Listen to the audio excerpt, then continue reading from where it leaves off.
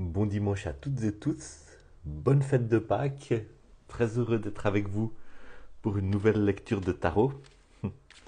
Le tarot, c'est un jeu fascinant et il y a 1000 hypothèses sur l'origine du tarot, il y a 1000 récits qui tous disent d'une manière ou d'une autre qu'il y a un secret caché dans ces cartes, dans ces 78 cartes. Bonjour.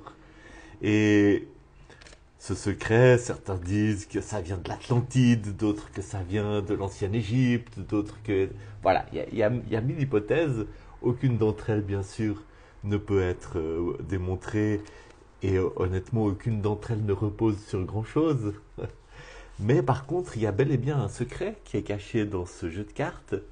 Et ce secret, en fait, c'est le secret qui se révèle, c'est le secret en fait de votre propre cœur. C'est le secret de ce qui se trouve caché au plus profond de vous, de cette lumière intérieure qui se met à briller, qui se met à apparaître quand, avec l'aide de ces cartes, avec l'aide du tirage, vous vous connectez avec votre sagesse intérieure, avec votre intuition. C'est ce qu'on découvre. Merci beaucoup. Bon week-end de Pâques. Et c'est ce que découvrent les élèves qui ont suivi le cours avec moi ces 3 dernières volées. Et c'est chaque fois, il y a toujours quelque chose d'émouvant de voir l'émerveillement quand on découvre cette capacité du tarot de nous mettre en relation avec nous-mêmes. Donc c'est ce que nous allons faire aujourd'hui, c'est faire un tirage général, un tirage de 3 cartes qui va parler des énergies à l'œuvre en ce moment, en nous, autour de nous, les énergies de la semaine, ou peut-être aussi les grands messages que nous avons besoin d'entendre en ce moment. Et chacune de vous va faire ce travail individuel de s'approprier ce tirage, de s'approprier ces symboles et de se connecter grâce à eux à votre propre sagesse intérieure, à votre propre intuition, et découvrir ainsi un petit peu mieux, un petit peu plus de ce secret qui se cache et qui est si précieux à l'intérieur de chacune de nos vies.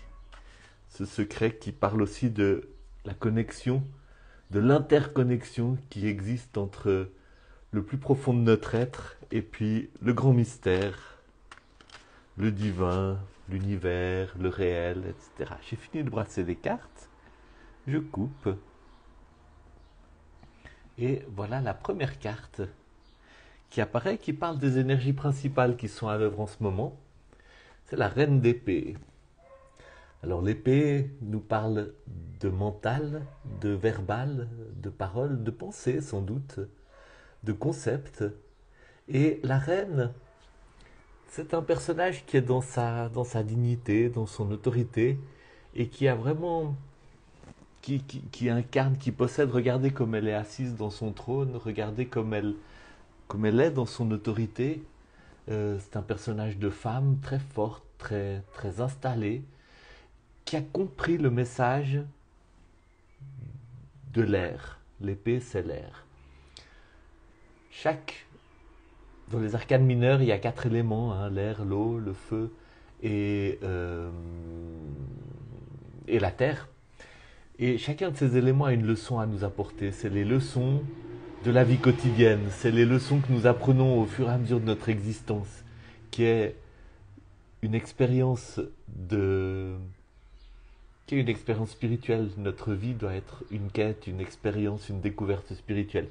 La reine d'épée, elle a compris le sens, la leçon qu'elle devait apprendre au niveau du mental, et la leçon du mental, la leçon de l'air, la leçon de l'épée, c'est d'apprendre à ne pas se laisser perdre dans le flot des pensées. C'est d'apprendre que je ne suis pas mes pensées. Je n'ai pas besoin de coller, de m'identifier avec mes pensées. Quand je pense quelque chose, ça ne veut pas dire que je suis ce que je pense.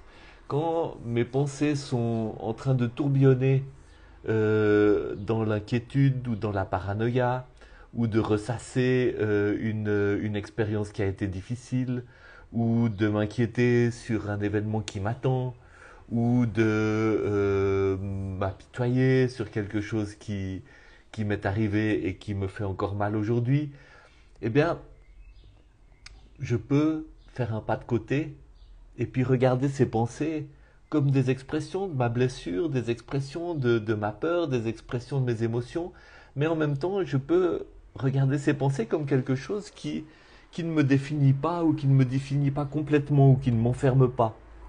De la même manière, quand, je sais pas,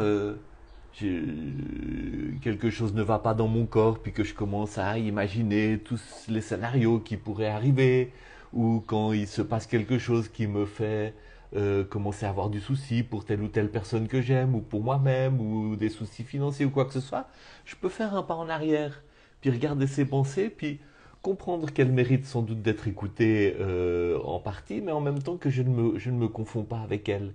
Je ne suis pas mes pensées. Et puis,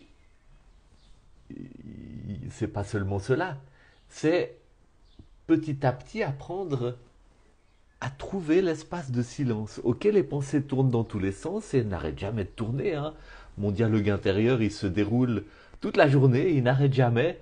Et si je le regarde avec un peu d'attention, je me rendrai très vite compte que 99% des pensées qui tournent en rond, elles tournent en rond depuis très longtemps. Et que beaucoup de ces pensées, bah, finalement, c'est pas forcément tellement les miennes. Elles me viennent de mes parents, elles me viennent de mon éducation, elles me viennent de la société où je vis, elles me viennent de ma culture, elles me viennent de ce que j'ai lu ce matin, elles me viennent de 30 000 choses.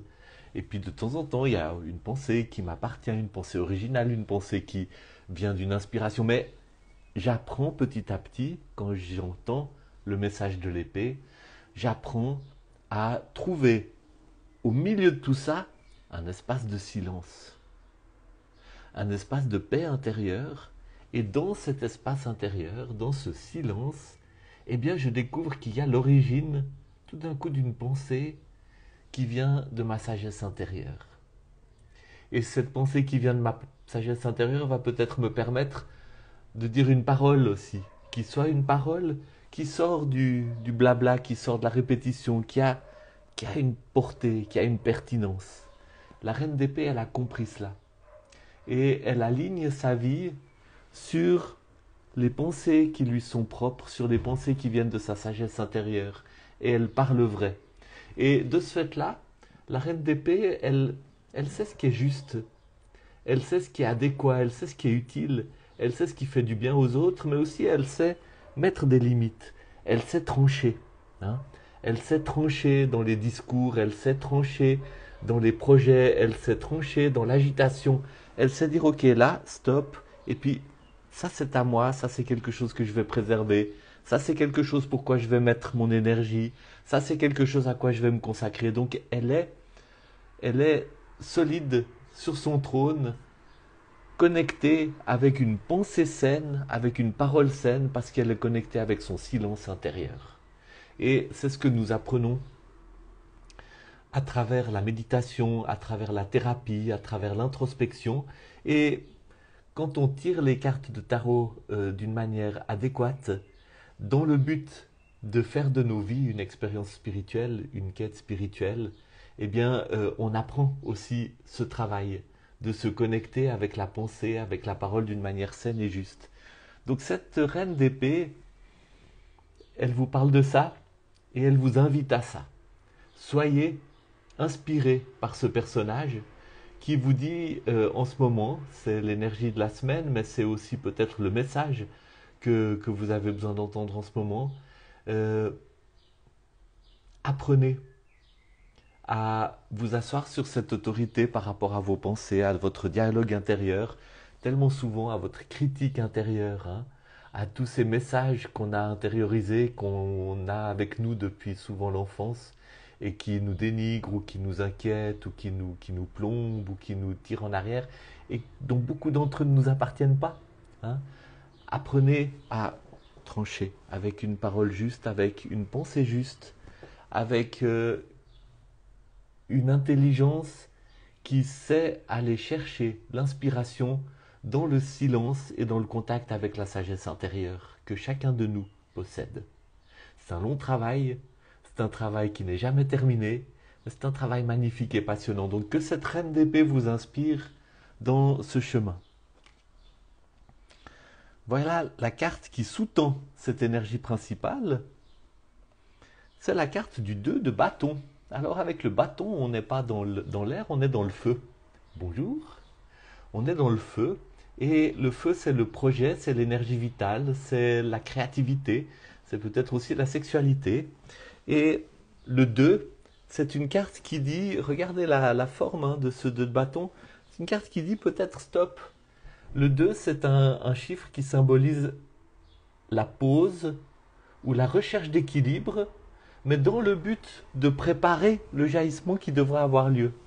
Donc cette carte du 2 de bâton, je pense qu'elle dit que c'est pas le moment de, de vous mettre corps et âme dans les projets, c'est pas le moment de foncer en avant, c'est plutôt le moment de la pause, c'est plutôt le moment d'écouter, c'est le moment de laisser quelque chose mûrir, mijoter, s'accumuler en vous, qui pourra à un moment donné permettre le déploiement, l'explosion de vie ou la mise en œuvre du projet ou des choses comme ça. Mais voilà, là il y a un moment de pause et ça va bien avec cette reine d'épée. C'est un moment de pause pour aller chercher. Merci beaucoup, belle soirée. Vous pourrez écouter si vous voulez l'enregistrement, il va être sur le fil Instagram. Pardon pour l'interruption. Euh, vous avez cette reine d'épée qui, qui dit effectivement, avec ce 2 de bâton, bah, c'est beaucoup plus le moment de vous asseoir sur ce trône d'autorité pour vous mettre en relation avec votre sagesse intérieure, hein, afin d'accumuler, afin de laisser mûrir en vous cette énergie vitale de l'ordre du feu, pour que ça puisse se manifester dans un projet qui soit vraiment issu de votre alignement avec vous-même, et pas un projet qui part dans tous les sens. Il y a une pause nécessaire qui doit être consacrée à cette recherche de l'alignement et à cette recherche d'une relation vraiment saine avec vos pensées, avec votre discours intérieur. Et je tire la carte qui est sous le paquet pour voir où ça nous mène. Un arcane majeur, et non des moindres, bon pour autant qu'il y en ait des moindres ou des pas moindres, mais un arcane majeur qui parle. Regardez cette image, hein. Il y a une tour qui symbolise le corps humain. D'ailleurs, il est en partie de couleur chair. Il y a une couronne qui symbolise l'ego humain, la prétention humaine à contrôler son destin. Et puis, il y a un jaillissement d'énergie, hein. Un jaillissement d'énergie qui fait sauter la prétention à contrôler le destin, la prétention de l'individu à contrôler son destin, qui jaillit à l'intérieur du corps, qui met tout sens dessus-dessous, qui vous met en dehors de vous-même d'une certaine manière, hein. Et en même temps, ce n'est pas une carte de destruction, ce n'est pas. Oui, c'est une carte d'ébranlement. Oui, c'est une carte qui dit que c'est pas forcément facile de se laisser ébranler dans ses certitudes, dans ses projets tout faits, dans ses sécurités et surtout dans ses fausses sécurités. Mais c'est une carte qui parle d'éveil, d'éveil spirituel, d'ouverture à une dimension nouvelle et qui parle d'une étape importante dans votre cheminement spirituel. Une étape importante qui vous, qui va vous permettre vraiment de, de repartir sur des nouveaux fondements, hein, de vous rendre compte des fondements qui étaient des mauvais fondements, des fondements fragiles, des fondements qui ne vous appartenaient pas, hein, des fondements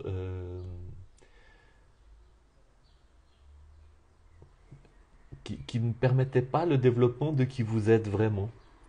Et vous voyez, ces deux personnages qu'on retrouve dans plusieurs moments du tarot, ces deux personnages qui représentent la quête spirituelle et le cheminement spirituel, eh ben, ils disent qu'à un moment donné dans nos existences, on a aussi besoin d'être vraiment expulsé de nos fausses sécurités.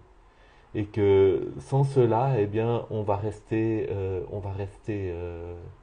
pris dans une étape qui va finalement nous enfermer. Donc il y a un moment d'ébranlement qui permet de sortir de l'enfermement, de déployer ses ailes et de faire un pas important dans le cheminement spirituel. Donc il y a une cohérence dans ces trois cartes, ce moment de pause qui est là pour préparer cet ébranlement, et cette reine d'épée qui a appris la leçon de ne pas se fier au mental tout seul, mais d'apprendre à domestiquer son mental, d'apprendre à soumettre le tourbillon de mes pensées répétitives, d'apprendre à soumettre tout le paradigme, toutes les idées à travers lesquelles je regarde le monde, à travers lesquelles je me regarde moi-même, à travers lesquelles je regarde les autres, d'apprendre à soumettre toutes ces pensées à l'épreuve de la sagesse intérieure, d'apprendre à reconnaître dans le flot de mes pensées toutes les pensées qui ne viennent pas de moi et qui finalement m'enferment parce qu'elles ne m'appartiennent pas, pour trouver ce silence intérieur. Et c'est à travers un ébranlement, et c'est en vue d'un ébranlement, hein, un ébranlement qui va permettre de passer à une nouvelle étape, de passer à une nouvelle étape où je vais voir le monde autrement et où je vais surtout vraiment avancer sur mon chemin spirituel. Donc, magnifique tirage, plein de défis, hein. Pas des choses faciles, mais en même temps, c'est ces choses-là qui donnent leur valeur, leur intérêt, leur goût, hein, à nos vies. Et souvent, des ébranlements que nous vivons dans notre existence, quand nous le vivons sainement, eh bien, ils nous permettent de reconsidérer, de changer notre discours intérieur, de changer notre vision du monde, notre vision de la vie. Et c'est en cela que le tarot peut nous aider, si nous le lisons bien, si nous ne le lisons pas comme un outil juste de prédiction, de bonne aventure, etc., où nous cherchons juste à confirmer ce que nous espérons ou à nous faire peut-être une fois peur ou je ne sais pas quoi, mais si nous découvrons dans le tarot ce miroir qui nous est tendu pour regarder en nous-mêmes et pour développer cette vision spirituelle de notre existence.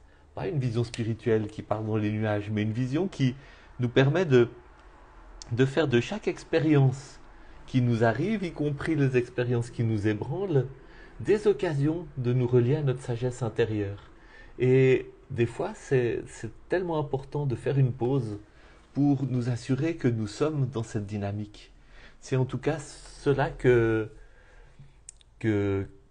qu'on peut découvrir avec le tarot et que j'espère faire découvrir aussi et que je fais découvrir aux élèves qui suivent mon cours de tarot. Ça a été vraiment, je pense, le point fort dans chacune des trois volets que j'ai accompagné jusqu'à maintenant. C'est cette ouverture sur